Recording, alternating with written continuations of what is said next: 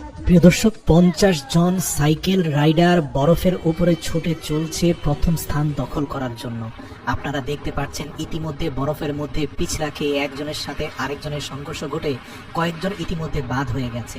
যে ব্যক্তি এই ভিডিওটা ক্যামেরা করছেন তিনি কিন্তু ইতিমধ্যে অন্তত 33 থেকে 34তমতে পড়ে আছেন। তিনি ভয় পেয়ে পেছনে খুব ধীরে ধীরে দলের মধ্যে সতর্কতার সাথে অগ্রসর হওয়ার চেষ্টা করছেন। এই ভিডিওটা আপনাদের সাথে শেয়ার করার পিছনে অনেক কারণ আছে। প্রিয় ভাই, ভিডিওটা শেষ পর্যন্ত ধৈর্য ধরে দেখতে পারলে জীবনে অনেক কিছুতেই ধৈর্য ধরতে পারবেন। এর কারণ এই ভিডিওটা আমাদের চোখে আঙ্গুল দিয়ে শিখিয়ে দিচ্ছে ধৈর্য ধরলে যে মানুষ অসম্ভবকে সম্ভব করে ফেলতে পারে তার একটা জলজান্ত উদাহরণ হচ্ছে এই ভিডিও। যে সাইকেল রেসারের মাথার গোপ্রো ক্যামেরা থেকে ভিডিওর দৃশ্যটা ধারিত হচ্ছে তিনি ইতিমধ্যে 32তম প্লেস ধারণ করে আছেন। তার নাম পাপা ময়ন, একজন সুইডিশ নাগরিক, অত্যন্ত পেশেন্স, অত্যন্ত দক্ষ, আন্তর্জাতিক অনেক পুরস্কার জিতেছেন। হয়তো ভাবছেন এত পুরস্কার যদি জিতেই থাকে তাহলে কেন 30-35তম পজিশনে এখন পড়ে থাকে, বাকিদেরকে পেছনে ফেলতে পারছে না কেন? কারণ তিনি জানেন 10 থেকে 15 মিনিট লম্বা রেসের মধ্যে আসলে কিভাবে নিজের শক্তিকে সঞ্চয় করে রাখতে হয় এবং সুযোগ বুঝে সময় বুঝে সেটার ব্যবহার করতে হয়, এই দক্ষতা এই যোগ্যতা তার আছে। এই জন্য বলি ভাই, শুরুতেই যে এগিয়ে যায় সেই যে শেষ বিজয়ের হাসি হাসবে এতে কোনো গ্যারান্টি নেই। মনে রাখবেন, শেষ ভালো যার সব ভালো তার। এই জন্য গুরুজনরা বলে থাকেন ধৈর্যের সাথে ধারাবাহিক ভাবে যদি তুমি ভালো করে যেতে পারো শেষ পর্যন্ত যোগফলের বিচারে তুমি এগিয়ে যাবে। সাময়িক কারো অগ্রগতি দেখে কখনোই হতচকিত হবে না, আশাহত হবে না, হাল ছেড়ে দিবে না। সময়ের চেয়ে বড় অস্ত্র পৃথিবীতে নেই। সময় তোমাকে বলে দিবে কখন তোমার সময় এসেছে, কখন তোমাকে তোমার চূড়ান্ত বিজয়ের জন্য এগিয়ে যেতে হবে। এই ভিডিওটা তারই একটি জলজন্ত উদাহরণ। আপনারা দেখতে পাচ্ছেন যে ইতিমধ্যে সে 20তম পজিশন ধারণ করেছে। এই পাপা ময়ন নামের সাইকেল রাইডার কিন্তু অত্যন্ত শক্তিশালী। এখানে অন্য যেসব রাইডাররা আছে তাদের থেকে তার স্ট্যামিনা অনেক হাই, কিন্তু সে চুপচাপ বসে আছে কারণ দলবদ্ধভাবে সে অধিকাংশ পথ পার করতে চায়। সে চায় না এককভাবে সামনে গিয়ে মানসিকভাবে প্রেসারে পড়ে যেতে। মনে রাখবেন, এই দলে যারা একেবারে সামনে আছে ওই পজিশন ধরে রাখার ব্যাপারে বাড়তি একটা প্রেসার তার ব্রেনে থাকে, পিছনের মানুষের কিন্তু ওই রকম প্রেসার থাকে না।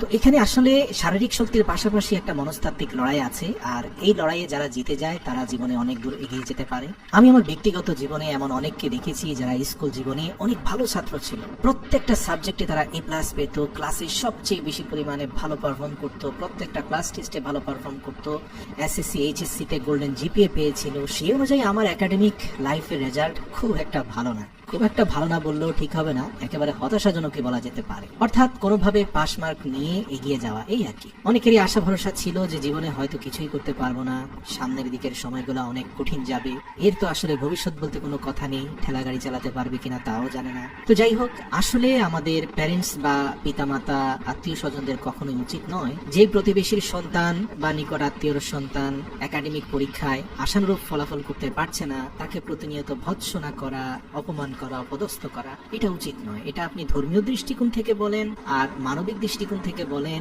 এটা কোনোভাবে গ্রহণযোগ্য কোনো কাজ নয়। এর ফলে আসলে যে ব্যক্তিকে ভৎসনা করা হচ্ছে তার কাছ থেকে খারাপ বই ভালো কিছু আশা করা যায় না। আপনি একজনকে মানসিক চাপ দিচ্ছেন আর আশা করছেন সে মানসিক শক্তিশালী হবে, এটা কি করে হতে পারে?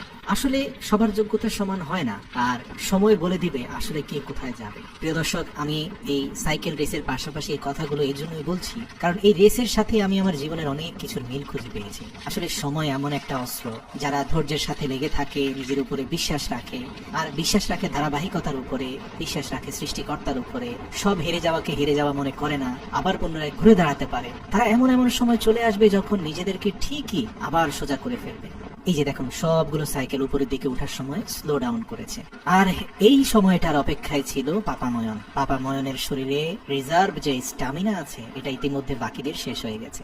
সে এখন সেই চাপটা দিচ্ছে কারণ এই যে উপরে ওঠার বাড়তি শক্তি এটা ব্যবহার আগে করেনি। আগে করলে হয়তো স্লিপ করে সে এই রেস থেকে বাদ হয়ে যেত, হারিয়ে যেত। কিন্তু দেখুন, এই বাড়তি স্ট্যামিনাটা সময় মতো কাজে লাগিয়ে একটু একটু করে সে ইতিমধ্যে 5ম স্থানে চলে এসেছে। একেই বলে শেষ খেলা। প্রিয় দর্শক, মনে রাখবেন আপনার সময় আসবে, হেরে গেলে চলবে না। আপনাকে রেসে থাকতে হবে, ট্রাকে থাকতে হবে। আরে আপনি 30তম আছেন তাতে কি, 3য়তম হতে কতক্ষণ লাগে? শুধু নিজের উপর আত্মবিশ্বাসের সাথে চলতে থাকুন, দেখবেন সময় বলে দিবে 3য়তম হতে আপনার আসলে আর কতটুকু সময় বাকি আছে। তো ভালো থাকুক পৃথিবীর প্রত্যেকটি আত্মবিশ্বাসী মানুষ।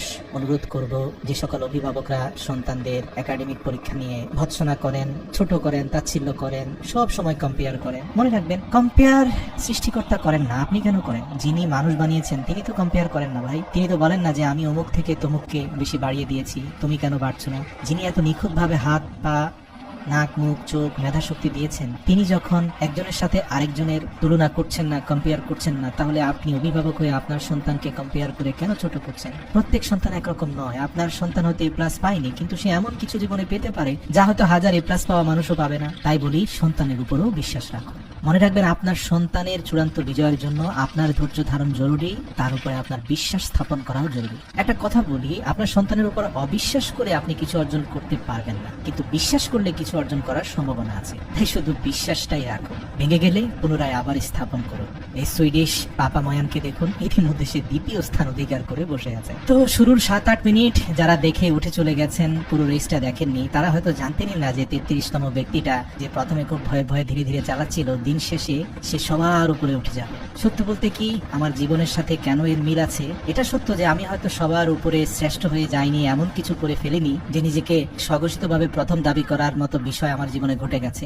কিন্তু এতটুকু বলতে পারি যে মহান আল্লাহর উপর ভরসা রাখার কারণে, ধৈর্যের সাথে জীবনে পরিশ্রম করার কারণে আজ মহান আল্লাহ তাআলা যতটুকু নিয়ে এসেছেন, এক সময় যাদের সাথে কম্পেয়ার করে প্রতিনিয়ত ভৎসনা শুনতে হতো, তাদের তুলনায় আল্লাহ যে কত গুণ বেশি আমাকে দিয়েছেন, সেই শুকরিয়া হয়তো পরবর্তী যত জীবন বেঁচে থাকবো তত জীবন আল্লাহর কাছে শুকরিয়া আদায় করেও শেষ করতে পারবো না। তাই দিল থেকে বলি আলহামদুলিল্লাহ, যদি এর কমও হতো শুকরিয়া আদায় করতাম। কিন্তু কেন যেন অভিভাবকরা কম্পেয়ার করে সন্তানদেরকে হতাশ করে ফেলেন, তা এখন বুঝতে পারছি না। প্রতিজ্ঞা করছি, ভবিষ্যৎ জীবনে নিজের সন্তানদের সাথে অন্য কারো কম্পেয়ার করবো না ইনশাআল্লাহ। প্রত্যেকটি সন্তান, প্রত্যেকটি শিশু ইউনিক।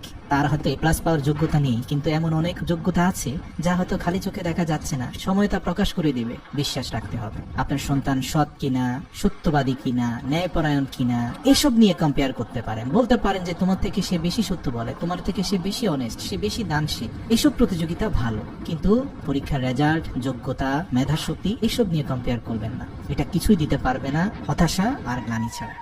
আর যদি বিশ্বাস রাখুন, বারবার তার ব্যর্থতার পরেও বলতে থাকেন যে বাবা তুমি পারবে, আমি তোমাকে বিশ্বাস করি, তাহলে দেখবেন এরকম জাম্প করে সবার সামনে দিয়ে বিজয়ের পুরস্কার নিয়ে ঘরে পৌঁছাবে।